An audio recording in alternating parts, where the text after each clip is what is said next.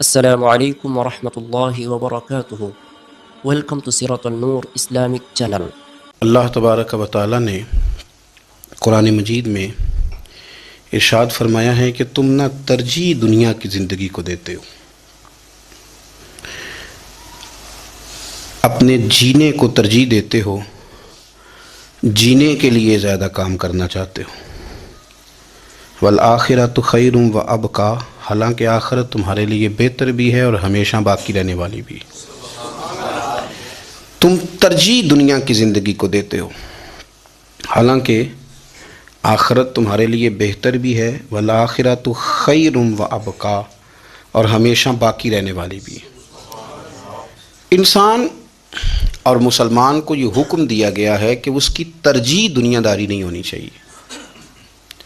مال، دولت، عہدہ، منصب، شہرت، اس کو ترجیحی بنیادوں پر یہ کام نہ کرے۔ ترجیح اس کی اللہ اور اس کے رسول کی ذات ہے۔ دنیا ضرورت ہے، اس کو ضرورت سمجھے، اس کو اپنے اوپر طاری نہ کرے۔ کمر سیدھی کرنے کے لیے روٹی کھانی ہے، اس کو ضرورت سمجھے۔ بدن چھپانے کے لیے کپڑا چاہیے، اس کو ضرورت سمجھ لے۔ سر چھپانے کے لیے چھت کی ضرورت ہے، اس کو ضرورت سمجھے، لیکن کبھی بھی کسی موقع پر اس بات کو سمجھ لیں کہ ترجیح دنیا کو نہ دے، ترجیح آخرت کو، اللہ کی ذات کو۔ ہماری آخرت کس طرح ٹھیک ہو سکتی ہے، آخرت میں کامیاب کس طرح ہو سکتے ہیں، آخرت میں اللہ تعالیٰ کی رضا کیسے پا سکتے ہیں، اس کو ترجیح دینی چاہیے۔ نبی پاک صلی اللہ تعالیٰ علیہ وسلم کے بہت سارے صحابہ بڑی شانوں والے، ایک صحابی کا ہم آج ذکر کرنے جا رہے ہیں جن کا نام ہے حضرت ابو ذر غفاری رضی اللہ تعالیٰ۔ ہمارے صوفیاء تصوف میں ایک جملہ بولتے ہیں کہ تیرا تو فقر فقر ابو ذر ہے، یعنی جن کو صحیح درویش کہتے ہیں نا، صحیح درویش۔ مولا علی شیر خدا رضی اللہ تعالیٰ عنہ فرمایا کرتے دو ہی تو بندے ہیں جو رب کے رستے میں کسی شے کی پرواہ نہیں کرتے۔ حضور کون سے؟ فرمایا کہ ابو ذر غفاری ہے اور دوسرے علی المرتضیٰ ہے۔ مولا علی فرمایا کرتے یہ نا مسلمانوں میں سے چوتھے یا پانچویں مسلمان ہیں۔ شروع سے ایک سلیم الطبع آدمی، کچھ لوگ طبعاً بڑے نفیس ہوتے ہیں، طبعاً ہی اللہ کی طرف سے شروع سے ہی۔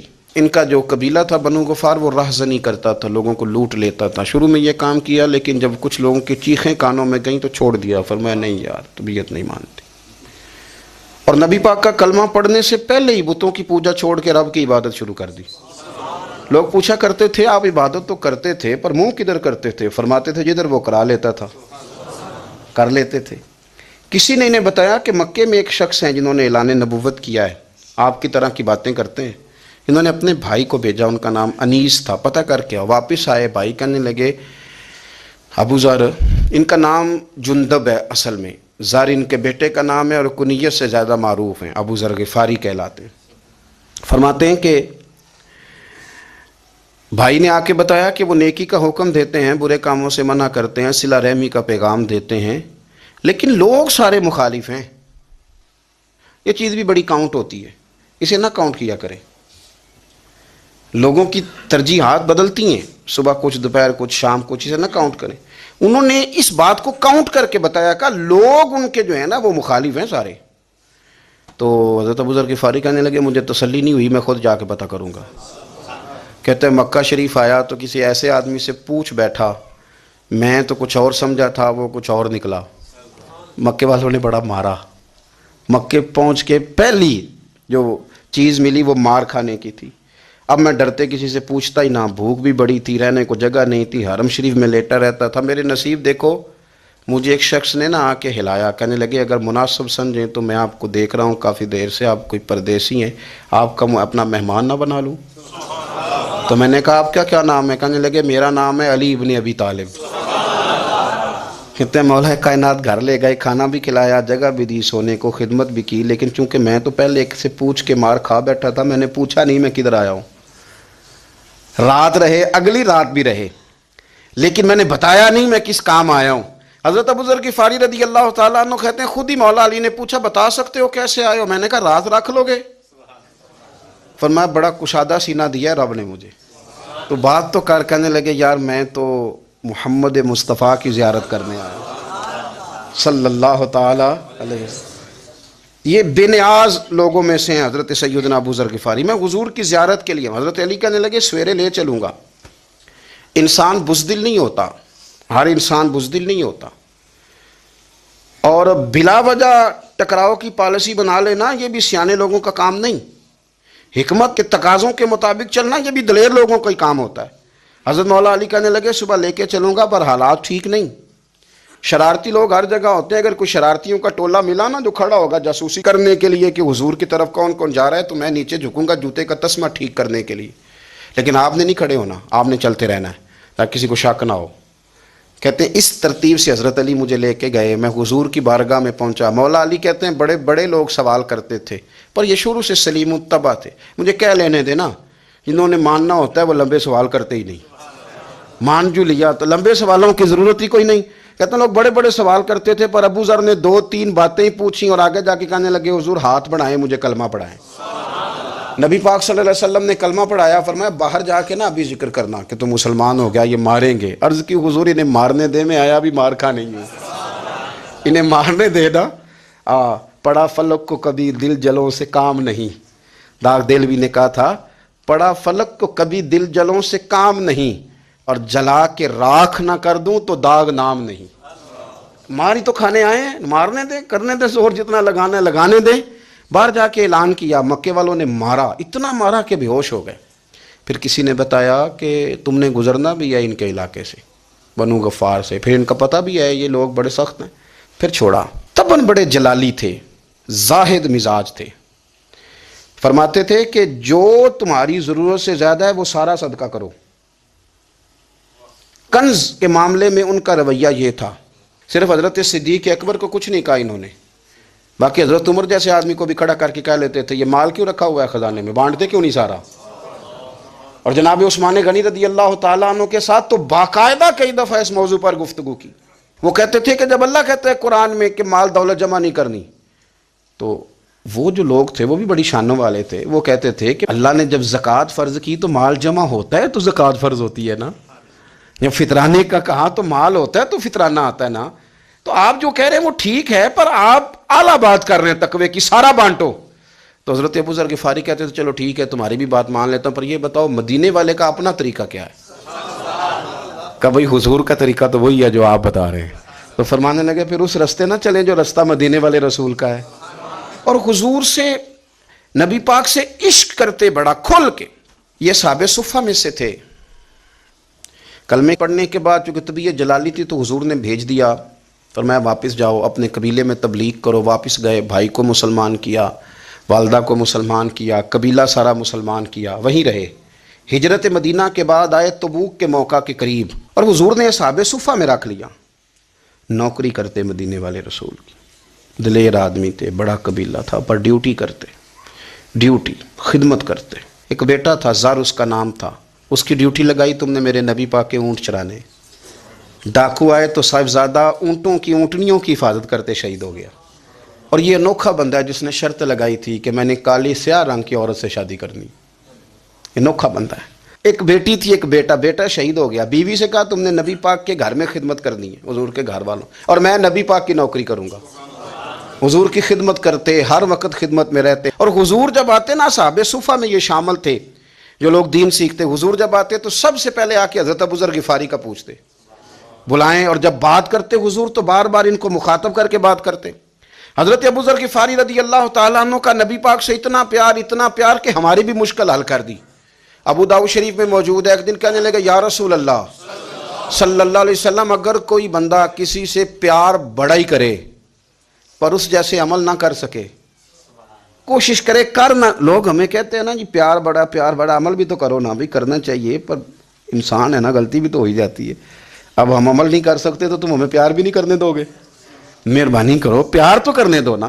حضرت ابو ذر غفاری نے کہا، ابو داؤد شریف میں موجود ہے، یا رسول اللہ صلی اللہ تعالیٰ علیہ وآلہ وسلم، حضور پیار بڑا کرے پر ان جیسے عمل نہ کرے تو حکم کیا ہے؟ تو حضور نے فرمایا پیار سچا کرے، اللہ قیامت کے دن جس سے محبت کرے گا نا اس کے ساتھ ہی دونوں کو اکٹھا فرما دے گا۔ تو حضرت ابو ذر نے فوراً کہا، حضور پھر مجھے آپ سے بھی بڑا پیار ہے، رب سے بھی بڑا پیار ہے۔ فرمایا فکر نہ کرنا، جنت میں اکٹھے ہی جائیں گے۔ اتنی محبت رسول پاک کی ذات کے ساتھ حضور کی نوکری کرنا. ایک دن خدمت کرتے کرتے سو گئے. حضور مسجد میں آئے پتہ کرنے کہ ابو ذر آرام کر رہا ہے. یہ بھی مزہ ہوتا ہے، خیال رکھنا اپنے درویشوں کا، کیا کھایا کیا پیا کہاں سوئے. حضور رات کو آئے، یہ سوئے ہوئے تھے. فرماتے ہیں حضور نے میرا انگوٹھا ہلایا، میں اٹھ کے بیٹھ گیا، حضور بھی میرے پاس بیٹھ گئے. اور میں ابو ذر بڑا پیار کرتے ہو، سونے آپ کو پتہ ہی ہے. کہا یار تو بڑی نوکری کرتا ہے، ایک دن وہ بھی آئے گا جس دن تجھے میری مسجد اور میرے شہر سے جانا پڑے گا، پھر کیا کرو گے؟ تو عرض کی حضور کسی کی طاقت ہے مجھے آپ کے شہر سے نکالے؟ میں تلوار نکال لوں گا. تو نبی پاک نے فرمایا تلوار نہ نکالنا، جہاں تمہیں بھیجا جائے چپ کر کے چلے جانا. حضور کب تک؟ فرمایا جب تک اللہ تیری اور میری ملاقات نہیں کرا دیتا. یعنی وصال تک. یہ واحد شخص ہیں کہ حضور کے وصال ظاہری کا وقت آ گیا تو فرمایا کوئی میرے ابو ذر کو بلاؤ. جب یہ آئے تو حضور لیٹے ہوئے تھے، یہ جھکے نبی پاک کی طرف، حضور میں حاضر ہوں. تو حضور نے پکڑ کے سینے کے ساتھ لگا لیا. میرے رسول پاک صلی اللہ علیہ وسلم کی خدمت میں ایک دفعہ عرض کرنے لگے حضور مجھے صوبے کا گورنر بنا دیں. تو نبی پاک نے فرمایا ابو ذر میں عہدے پسند نہیں کرتا، تو تمہیں بھی میں کہتا ہوں عہدہ نہ لینا، تمہیں بھی کہتا ہوں عہدہ نہ لینا. فرمایا ابو ذر میں جو چیز اپنے لیے پسند کروں گا تمہیں بھی اسی کا مشورہ دوں گا. تم بندے اچھے ہو پر یہ کام تمہارے بس کا نہیں ہے. بڑے زاہد آدمی میرے رسول کریم صلی اللہ تعالیٰ علیہ وآلہ وسلم نے ان کے بارے میں فرمایا جس طرح نبیوں میں حضرت عیسیٰ علیہ السلام ہوئے. حضرت عیسیٰ دیکھیں نا، انبیاء میں اللہ تعالیٰ نے ہر قسم کی عظمت نبیوں کو دیں. جناب سلیمان علیہ السلام کا تو تخت بھی ہوا میں اڑتا تھا، جن تک تابع دار تھے. اور نبیوں میں حضرت عیسیٰ بھی ہیں جن کے پاس گھر بھی کوئی نہیں، شادی بھی کوئی نہیں کی، اینٹ سرانے رکھ کے تکیہ بناتے. ایک ان کے پاس کنگھی تھی اور ایک پیالہ تھا. دیکھیں جو بندہ نیک ہو نا وہ بھی نیک ہیں، اللہ کے نبی ہیں. آپ اپنا تقوی مسلط نہیں کریں گے، جو وہ کر رہے ہیں وہ بھی مخلص ہو کے کر رہے ہیں. حکومتیں جو چلانی ہیں تو وہ کس نے چلانی ہیں؟ اگر نیک بندے نہیں آئیں گے تو غلط لوگ آئیں گے، قوموں پہ ظلم کریں، وہ بھی اپنی جگہ ٹھیک ہیں. لیکن یہ جو کر رہے ہیں یہ بات بھی اپنی جگہ بالکل ٹھیک ہے. ہم پتہ کیا کرتے ہیں؟ ہم چیزوں کو مسلط کرتے ہیں، ایک دوسرے پر مسلط نہیں کریں چیزوں کو. آپ جو کر سکتے ہیں، جو رستہ آپ کو صحیح لگتا ہے اختیار کر لیں. یہی تو ہمارے دین کا حسن ہے کہ سارے رستے واضح کر کے ہمیں دکھاتا ہے. حضرت عیسیٰ علیہ السلام نے ایک دن دیکھا کہ ایک بندہ نا انگلیوں کے ساتھ اپنے بال سیدھے کر رہا ہے. تو آپ نے فرمایا یار کنگھی کے بغیر بھی کام چل سکتا ہے. کنگھی بھی خیرات کر دی. دیکھا ایک بندہ ہاتھ کا تکیہ بنا کے لیٹا ہے تو فرمایا اینٹ بھی دے دو، کسی کے کام آ جائے گی. ایک دن دیکھا کہ ایک بندہ نا یوں چلو میں پانی پی رہا ہے، فرمایا پیالہ بھی رہنے دو، اس کے بغیر بھی کام چل ہی جاتا ہے. جناب عیسیٰ کا یہ زہد تھا. میرے نبی پاک علیہ السلام نے فرمایا جس نے جناب عیسیٰ کا زہد دیکھنا ہو وہ میرے ابو ذر غفاری کو دیکھے، ان کو دیکھے. یہ دنیا میں جناب عیسیٰ کے زہد کے مطابق چلتے پھرتے ہیں. ساری زندگی دولت کو مال کو پسند نہیں کیا. جہاں رہتے تھے ایک گورنر صاحب نے 300 دینار تحفے میں بھیجے. تو ایک ہوتا ہے نا بندہ کہتا نہیں نہیں ضرورت نہیں. اور حضور سید عالم صلی اللہ علیہ وسلم نے تو عمر سے فرمایا تھا جو خود بخود آ جائے وہ قبول کر لو اللہ کی طرف سے. لیکن ان کا رنگ فقیری والا تھا اور تھوڑا انوکھا تھا. 300 دینار آئے تو فرمانے لگے اسے جا کے کہو تمہیں کوئی اور بندہ نہیں ملا دھوکہ دینے کے لیے، میرے گھر ہی مال بھیج دیا ہے. فرمانے لگے میرے پاس گدھا ہے سواری کرنے کے لیے، میرے پاس بکریاں ہیں دودھ پینے کے لیے، میرے پاس ایک چادر اضافی ہے سامان میں سے. میں تو ڈرتا ہوں کہ رب کہیں اس چادر کے بارے میں سوال نہ پوچھ لے، اور تم ہو کہ میرے پاس یہ لے کے آئے ہو.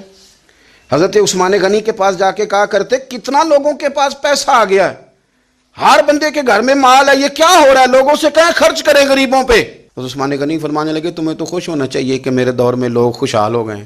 آپ فرمانے لگے نہیں، وہ والا رنگ زیادہ بہتر ہے جو مدینے والے نے اختیار فرمایا ہے، کیونکہ کچا رنگ للاری والا چڑھدا تے لیندا رہندا عشق تیرے دا رنگ محمد، جدوں چڑھ جائے پھر نہیں لیندا. آپ کی طبیعت کے اندر دولت سے بیزاری. حضرت ابو درداء، حضرت ابو موسیٰ اشعری، حضرت ابو ہریرہ رضی اللہ تعالیٰ عنہ، یہ سمجھ لیں ان کے کلاس فیلو تھے، ان کے ساتھ پڑھا تھا انہوں نے. حضرت ابو ذر غفاری ان پر بھی جلال کرتے. آپ یقین کریں کہ طبیعت نا ایسے کیف میں آ گئی ان کو پڑھ کے. ان کو پڑھا جب کچھ دنوں سے تو کچھ انوکھا، یہ انوکھی وجہ ہے، سارے زمانے سے نرالے ہیں. یہ بندے کون سی بستی کے یار اب رہنے والے ہیں، یہ کس طرح کے لوگ ہیں، کیا سوچ ہے. حضرت ابو دردہ رضی اللہ تعالیٰ عنہ کے گھر کے قریب سے گزرے تو حضرت ابو دردہ مکان بنا رہے تھے. کیا جملہ کہا، تڑپ گئی روح. فرمانے لگے ابو دردہ تجھ سے مجھے یہ امید نہیں تھی یار. فرمایا کیا ہوا؟ فرمانے لگے اب تیرا مکان بنانے کے لیے بھی اللہ کے بندوں کی پشتوں پر اینٹیں رکھی جائیں گی. تیرا مکان بنانے کے لیے رب کے بندوں کی پشتوں پر اینٹیں تیرے لیے. حضرت ابو دردہ نے گردن جھکا لی. فرمایا یار جہاں تو ہے نا تو بالکل ہی ٹھیک کہتا ہے. کیوں؟ میرے نبی پاک صلی اللہ علیہ وسلم نے فرمایا اس زمین کے اوپر اور آسمان کے نیچے ابو ذر غفاری سے سچا بندہ کوئی نہیں، ان سے زیادہ سچا کوئی نہیں. فرمایا تو ٹھیک کہتا ہے یار، صحیح کہتا. حضرت ابو موسیٰ اشعری رضی اللہ تعالیٰ عنہ کو گورنر بنا دیا گیا عراق کا. اب حضرت ابو موسیٰ اشعری صحابہ میں ایک بڑے جلیل القدر صحابی ہیں اور ان کی عظمتیں، رفتیں، بلندیاں کیا کہنا، بڑی گہری دوستی تھی. لیکن جب وہ گورنر بن گئے نا تو آپ نے فرمایا بس بھئی اب تو نے عہدہ لے لیا ہے، یہ بندے کو ٹھیک نہیں رہنے دیتی چیزیں، اب تو عہدے میں چلا گیا. بڑی مدت کے بعد ملاقات ہوئی حضرت ابو موسیٰ اشعری کے ساتھ. وہ دوڑ کے آئے حضرت ابو ذر غفاری کے گلے ملنے. میرا بھائی میرا بھائی. فرمایا پیچھے ہٹ جا، میں نہیں تیرا بھائی، تو گورنر ہے، میں غریب آدمی ہوں، اپنا کام کر. پھر دوڑ کے آئے. فرمایا ابو ذر تو میرا بھائی ہے یار، اکٹھے پڑھتے تھے حضور. فرمایا نہیں جا تو نہیں میرا. پھر آئے. جانتے تھے نا یہ سچا بندہ ہے، یہ سچا بندہ ہے، یہ تقریروں والا نہیں، صرف وعظوں والا نہیں، اس کے اندر بھی بڑی سچائیاں ہیں. قریب آئے، آ کے کہا یار تو میرا بھائی ہے، میرے سینے لاگ. فرمانے لگے تو تیسری بار آیا ہے، مومن ہے، میں منہ نہیں موڑ سکتا، پر پہلے مجھے بتا گورنر بننے کے بعد تو نے مکان کتنے بنائے، باغ کتنے لگائیں، چکیاں کتنی لگائیں، کتنے تو نے چیزیں بنائی ہیں، پہلے بتا. تو ابو موسیٰ اشعری نے ان کا ہاتھ پکڑا، رونے لگے. کہنے لگے جس محبوب سے تو نے تربیت لی ہے میں بھی انہی کا نوکر ہوں. جن کپڑوں میں میں عراق گیا تھا میرے ہاتھ بھی وہی ہیں یار. کیا بات کرتا ہے تو، میرے وہی ہیں. مجھے بتا اگر یہ عہدے خدمت کے ہم نہیں لیں گے تو پھر کیا ظالموں کو دیں گے، غیروں کو دیں گے؟ نہ کر، کچھ نہیں بنایا. حضرت سیدنا ابو موسیٰ اشعری رضی اللہ تعالیٰ عنہ روئے اور جب کہا نا کوئی شے نہیں میرے پاس تو فرمایا اچھا چل آ جا پھر سینے لگ جا، تو واقعی میرا بھائی ہے. پھر حضرت ابو ذر غفاری نے محبت فرمائی. وہ درویشی، وہ فقیری، وہ سادگی، وہ نورانیت، وہ دل کے ساتھ اندر. ہمارے تو بہت سارے لوگ ہیں جو کہتے ہو کہاں لے جانا ہے مال، کیا ضرورت ہے مال کی، ہر وقت مال کی مخالفت کرتے ہیں، لیکن دل ان کا کہتا ہے کہ آئے صحیح کسی طریقے سے، پہنچے صحیح. حضور نے فرمایا بعض لوگوں کی زبانیں شہد سے زیادہ میٹھی، دل بھیڑیے سے زیادہ خطرناک. اوپر سے کہہ کچھ رہے ہیں، اندر حالات کچھ اور ہیں. لیکن حضرت ابو ذر غفاری رضی اللہ تعالیٰ عنہ دوری دولت سے، آپ فرماتے کیوں ہیں لوگوں کے پاس مال، کس لیے اتنا مال جمع کیا ہے؟ کیا ساری غریبی ختم ہو گئی ہے، غربت مٹ گئی ہے ساری؟ کیوں لوگ مال بناتے ہیں؟ ایک اور آپ کی کلاس فیلو تھے جو بصرے کے گورنر بنے، عبداللہ بن عامر رضی اللہ تعالیٰ.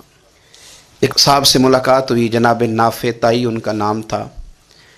تو ابو ذر غفاری سے وہ بڑے شوق سے ملنے آئے، حضور کے صحابی سمجھ کر کے.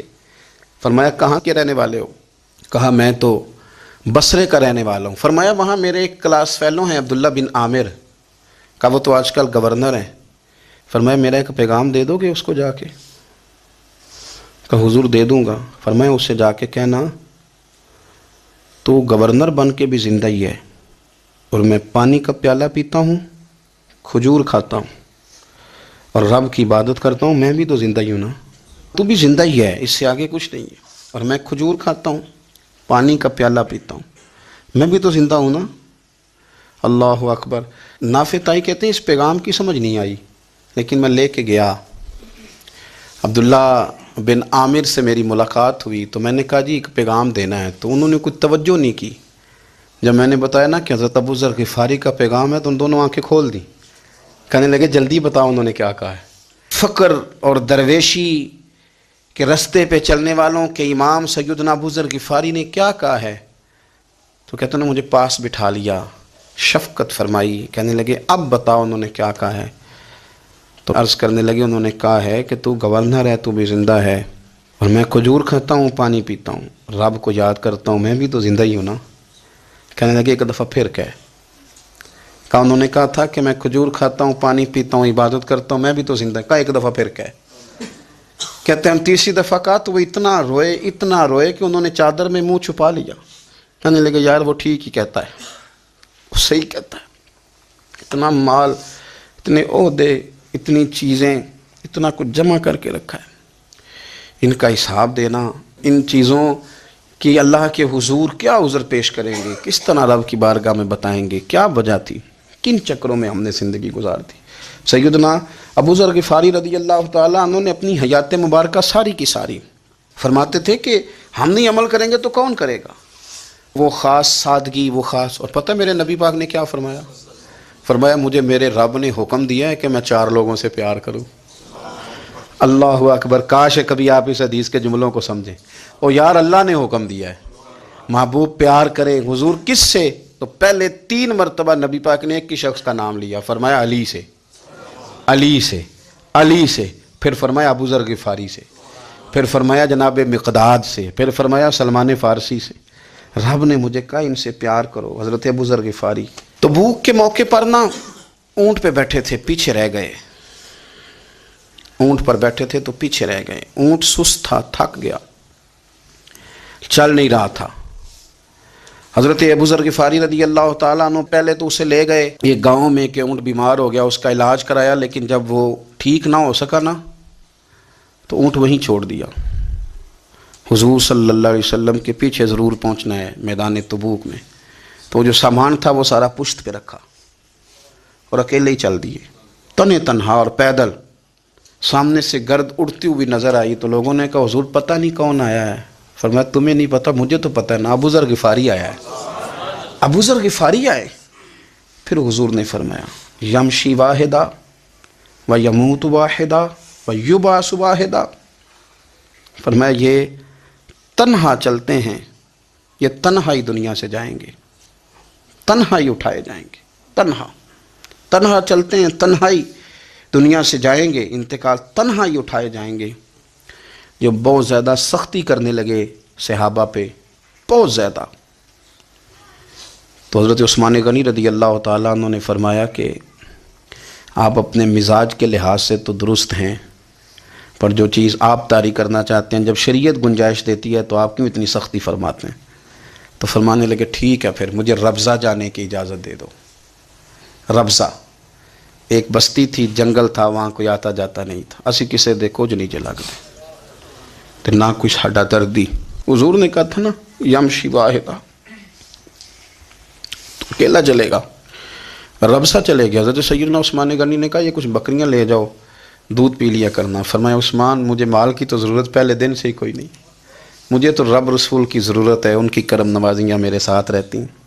تشریف لے گئے وہاں تنہا کھجور کے خشک ٹکڑے کھاتے عبادت کرتے اللہ کو یاد کرتے. بڑے بڑے لوگوں نے آ کے کہا کہ ابو ذر آپ کی بڑی شان ہے ہمارے ساتھ چلیں. فرمایا چھوڑو کہاں منشور ہم اور کہاں ہنگامے محبت کے. ایک حجرے میں رہتے ہیں خدا کو یاد کرتے ہیں.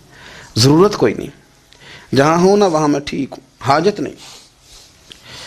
وصال کا وقت آ گیا دنیا سے جانے کا ٹائم آ گیا. اکیلے ہیں بیوی ہے اور بیٹی ہے. جنگل کا علاقہ ہے. حج ہو گیا رستے بند ہو گئے بیمار ہو گئے. اپنی اہلیہ کو بلا کے کہنے لگے اب میں بچوں گا نہیں اب جانے کا وقت آ گیا ہے. میں نے فقیری جو حضور کی دیکھی تھی اس میں نے وقت گزارا ہے اور دیکھ میں جا بھی فقیری میرا ہوں. لے سجدہ سا توڑ نہیں پائی جان بھی دیتی تیرا تیرے. اب جانے کا وقت ہے تو اس طرح کرنا اگر تیرے پاس کوئی کپڑا ہوا تو مجھے کفن دے دینا نہ ہوا تو اللہ کے سپرد کر دینا.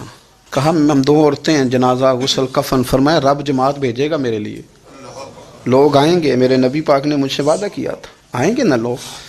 تو اہلیہ کہنے لگی ابو ذر آپ کو کیسے پتہ ہے کہ آپ اس صحرا میں انتقال کر جائیں گے اللہ شفا دینے والا ہے. فرمانے لگے ہم 3-4 لوگ بیٹھے تھے تو حضور نے فرمایا تھا تم میں سے ایک شخص صحرا میں اکیلا انتقال کر جائے گا. وہ میرے جتنے باقی ساتھی تھے وہ سارے انتقال کر گئے اب میں اکیلا ہی بچا. مجھے پتہ ہے وہ میں ہی ہوں. تو تم دیکھنا تمہیں کوئی نہ کوئی مل جائے گا غسل کفن کے لیے. آپ کی اہلیہ کہتی ہیں کہ میں اٹھی، کبھی دوڑ کے میں باہر جاتی، سڑک پہ جا کے دیکھتی کوئی گزر رہا ہے، پھر میں آ کے کہتی حج ختم ہو گیا ہے، رستے بند ہو گئے ہیں، کون آئے گا جنگل میں؟ پھر میں آ کے ان کی تیمارداری کرتی، پھر اٹھ کے جاتی، پھر میں آ کے تیمارداری کرتی۔ اچانک میری نظر پڑی تو ایک چھوٹا سا قافلہ آ رہا تھا، اس قافلے میں چند لوگ تھے اور سب سے بڑھ کر صحابی رسول حضرت عبداللہ ابن مسعود بھی تھے۔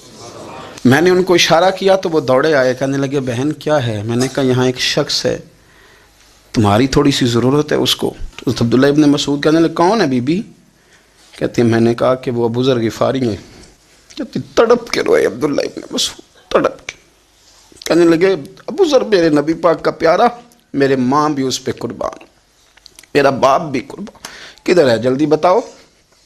کہتے میں لے آئی، 4-5 لوگ تھے وہ، تو سیدنا ابو ذر غفاری کہنے لگے عبداللہ میرا وصال ہو جائے گا لیکن یاد رکھنا میری بیوی کے پاس کفن کے لیے کپڑا موجود نہیں، اور لہو سجنا اساں توڑ ہی نہیں پائی، جان بھی دیتی تے رات تیرے، کفن کے لیے کپڑا نہیں ہے، لیکن تم میں سے نا وہ بندہ کوئی کپڑا نہ دے جو کبھی کسی سرکاری عہدے پہ رہا ہو، وہ بندہ میرے کفن کے لیے کپڑا نہ دے کسی سرکاری عہدے پہ رہا ہو۔